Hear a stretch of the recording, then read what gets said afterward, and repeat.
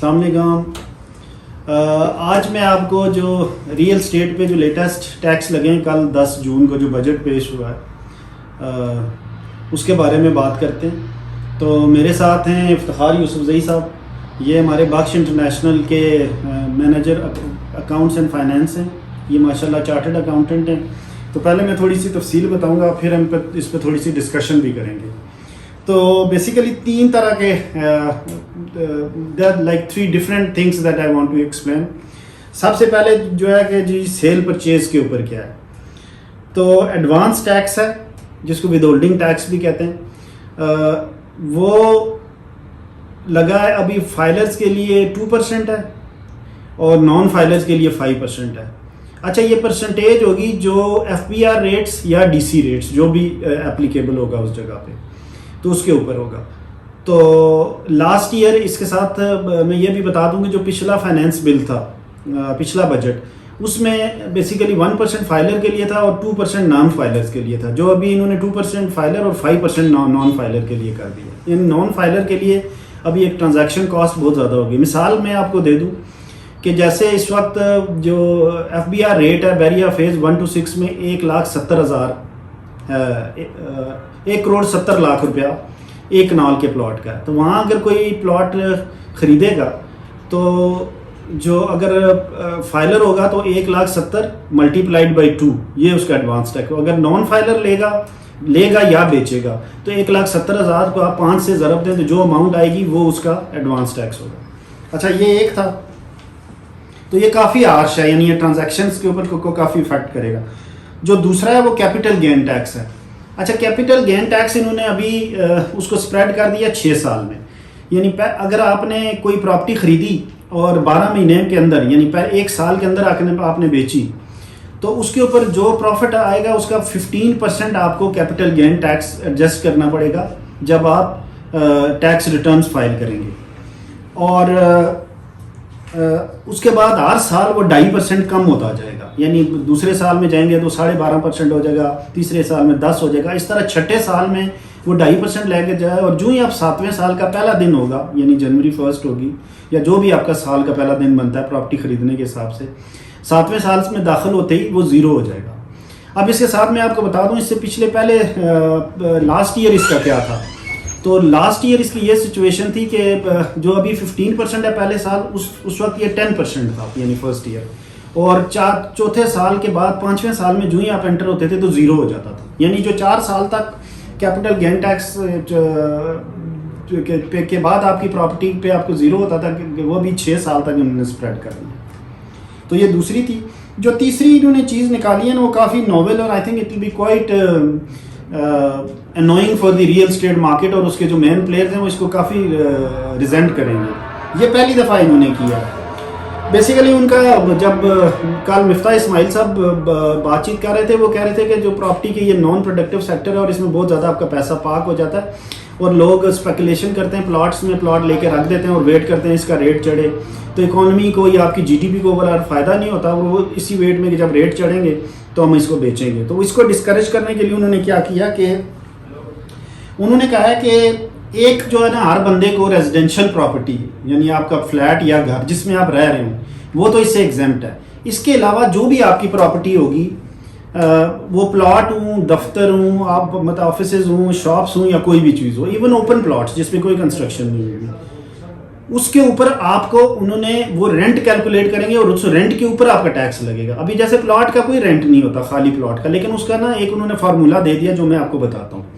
अब उन्होंने ये किया कि एक आपकी अपनी जो, जैसे मैंने कहा कि रेंटल प्रॉपर्टी के अलावा फ़र्ज़ करें कि एक बंदे का 12.5 करोड़ के प्लॉट हैं अपने घर के अलावा। अब पहला जो उन्होंने जो पहला 2.5 करोड़ होगा ना, यानी 250 मिलियन, पहला जो 2.5 करोड़ होगा 25 मिलियन, जो पहला 2.5 करोड़ होगा वो एग्जेम्प्ट हो जाएगा। और अगला जो 10 करोड़ रह गया, मिसाल के तौर पे मैं बता रहा हूँ, 12.5 में से 2.5 करोड़ एग्जेम्प्ट होगा। अगले 10 करोड़ के ऊपर 5% ऑफ फेयर मार्केट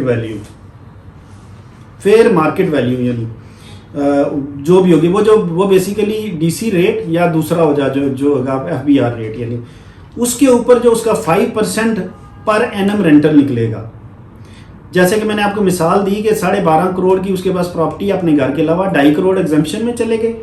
10 करोड़ की जो उसकी प्रॉपर्टी है उसका 5% बनता है साल का 10 लाख, ठीक है, और उसका 20% आपको टैक्स देना पड़ेगा, यानी और वो 20% बनता है तकरीबन 2 लाख रुपया 10 लाख का।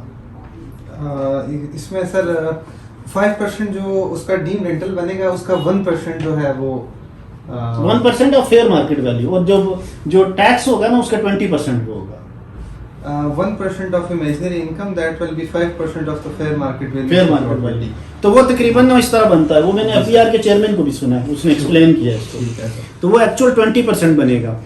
तो मतलब अगर 10 लाख उसका साल का बनता है, 10 करोड़ पे कितना बनता है 5%? 10 करोड़ पे 100 मिलियन, 5% इसका निकालें तो आपको लाइव एग्जांपल से खासा बता 50 लाख रुपया बनता है। तो 50 लाख का 20% करें 10 लाख 10 लाख रुपया, यानी 50 लाख उसका रेंटल निकल आएगा 5% के हिसाब से, और उसका 20% यानी 10 लाख रुपया साल का देना पड़ेगा। मतलब ये है कि जिन लोगों ने, इवन बहुत ज़्यादा लोगों ने, आपको पता यहाँ पे ज़्यादातर लोगों की, हमारे लोगों की सबसे फेवरेट जो इन्वेस्टमेंट है वो प्लॉट ही होती है। तो अब इसका होगा, या इफ्तिखार साहब से थोड़ा डिस्कस करते हैं। मेरा अपना ये ख्याल है कि इससे ये होगा कि देखें ये वाला जो आखिरी पॉइंट है ना, खासतौर पर जो डीम्ड रेंटल इनकम है, इसको एफबीआर के लिए कैलकुलेट करना ही बड़ा मुश्किल हो जाएगा। ये ऐसी एब्स्ट्रैक्ट या सब्जेक्टिव किस्म की चीज़ है ना, ये मार्केट में कन्फ्यूजन, इनको रेवेन्यू शायद बहुत ज़्यादा ना मिले लेकिन मार्केट में इतनी कन्फ्यूजन क्रिएट होगी और ये फियर क्रिएट होगा ना, जिससे सेल परचेज आपकी बहुत ज़्यादा नीचे गिर जाएगी, और जब सेल परचेज गिरेगी आपको पता डिमांड नीचे आएगी तो प्लाटों के रेट गिरेंगे।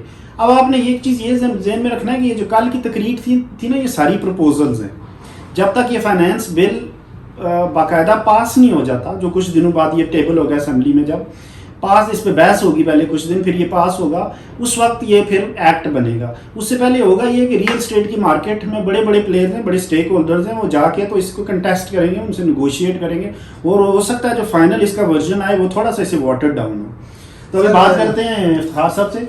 सर बहुत शुक्रिया आपका टाइम देने का। सर ये इसको 1 बाय 1 डिस्कस करते हैं। पहला जो पॉइंट था जो 1% से 2% और 2% से उन्होंने 5% कर दिया सेल परचेज के ऊपर, जो परचेजर एंड सेलर का विद होल्डिंग टैक्स है। ठीक है। इसमें मेरे ख्याल से एम उनका ये है कि नॉन फाइलर को ज़्यादा डिस्करेज किया जाए ताकि वो टैक्स फ्रेम में आ जाए। तो 5% अच्छी खासी अमाउंट बनती है उसकी, जो ट्रांजैक्शन अमाउंट होती है। तो लोग बहुत ज़्यादा अवॉइड करेंगे कि नॉन फाइलर टैक्स उनको ना भरना पड़े, तो 2% भी वो आने की कोशिश करेंगे जिससे उनकी इनकम टैक्स फ्रेम में आ जाएगी। बेसिकली यही चाह रहे हैं कि ज़्यादा लोग जो है ना टैक्स रिटर्न्स फाइल करें, तो जो करने भी चाहिए। ऑफ कोर्स देखें आपको कितना बड़ा इंसेंटिव है जी।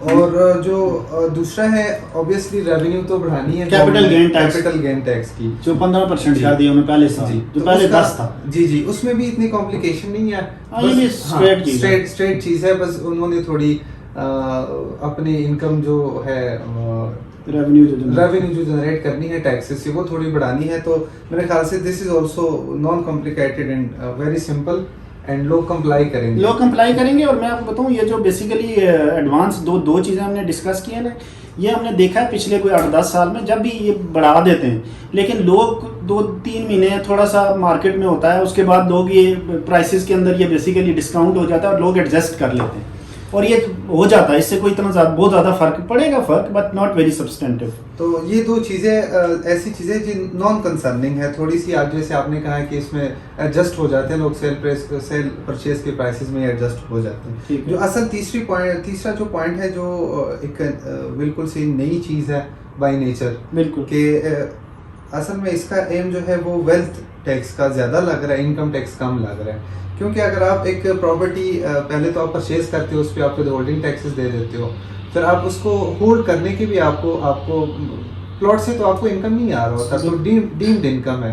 अगर आप उससे कोई कमा रहे हैं या नहीं कमा रहे हैं, फिर भी आपको 5% एंड 1% सारी कैलकुलेशन करके 20% आपने उसका पे करना है। और जब आप इसको सेल करेंगे तब भी आपको कैपिटल गेन जो है वो देना होगा। मतलब बेसिकली उन्होंने, आप ये कहना चाह रहे हैं कि 3 दफा उन्होंने उससे बंदे से ले रहे हैं। 3 बार। एक दफा जब उसने प्लॉट लिया उस वक्त अगर वो फाइलर है 2%, नॉन फाइलर है 5%। फिर अगर उसने 2 साल 3 साल जितना भी होल्ड किया उस पर जब बेचा तो जितने प्रॉफिट है उस पे कैपिटल गेन, जी। और दरमियान में जो हाँ। जितना सा उसने रखा है वो हर साल वो डीम्ड जो जी। एक ख्याली बिल्कुल। ख्याली क्या कहते हैं उसको, किराया, जी, ख्याली जी, किराया जो जी, कैलकुलेट करेंगे उसका भी 20% उसको देना 20%। तो है। मेरे ख्याल से ये तो डबल टैक्सेशन मेरे ख्याल से हो जाती है, तो जो अनकॉन्स्टिट्यूशनल भी है, और इसको बहुत ज्यादा रेजिस्टेंस होगी इस पॉइंट को, ये आखिरी वाले को मेरा नहीं ख्याल कि ये अप्रूव होगा या इसको ये सस्टेन कर पाएंगे, क्योंकि इसकी जो जैसे आपने कहा कि इसके एक तो इसकी कैलकुलेशन बहुत ज़्यादा हो जाएगी, और दूसरी इस इकोनॉमी को फ़ायदा नहीं होगा, नुकसान होगा। इस वजह से बहुत सारी ट्रांजैक्शंस जो है वो जो अभी नेट फ्रेम में है, टैक्स फ्रेम में है, वो यहाँ से निकल जाएगी। लोग डिक्लेयर ही नहीं करेंगे, बेनामी रखेंगे, मतलब इसमें बहुत सारी कंफ्यूजन्स आ जाएगी। तो असल में इनका जो एम है कि रियल एस्टेट में जो पैसे एक्यूमुलेट होते हैं वो निकाल के प्रोडक्शन सेक्टर्स में डाल दें। तो वहाँ पे प्रोडक्शन सेक्टर्स में जो केओस है फिलहाल हमारी इकोनॉमी में, तो जो रियल एस्टेट के इन्वेस्टर्स है, सिक्योर इन्वेस्टमेंट्स है, तो वो पैसे बैंकों में रख लेंगे, या जो फॉरेन इन्वेस्टमेंट्स है वो विड्रॉ हो जाएंगे। तो इस पे रियल एस्टेट को बहुत ज़्यादा इससे इफेक्ट होगी, रियल एस्टेट मार्केट। तो मेरा नहीं ख्याल कि ये सस्टेन होगा। तो देखते हैं आपके फाइनल इस पे क्या कमेंट आता है। जी, इसमें कुछ क्लैरिफिकेशंस भी मेरे ख्याल में एफबीआर की तरफ से आएंगी, बट जो जितनी रियल एस्टेट की बॉडीज़ हैं या जो लोग इन्फ्लुएंशियल हैं, और ये वीडियो अगर कोई देख if someone happens to see this, तो मेरे ख्याल में उनको ये जो तीसरा पॉइंट है ना, जो डीम्ड रेंटल इनकम, इसको कंटेस्ट करना चाहिए mainly, because if you try to contest everything you may end up basically achieving nothing, या for less than what you aimed for. तो मेरे ख्याल में उनको ना ये सिंगल पॉइंट कहता है, ये आखिरी को कंटेस्ट करना चाहिए जी, कि ये आप तो डबल ट्रिपल टैक्सेशन कर रहे हैं, और इसको पहली तो बात है आप इम्प्लीमेंट कैसे करेंगे।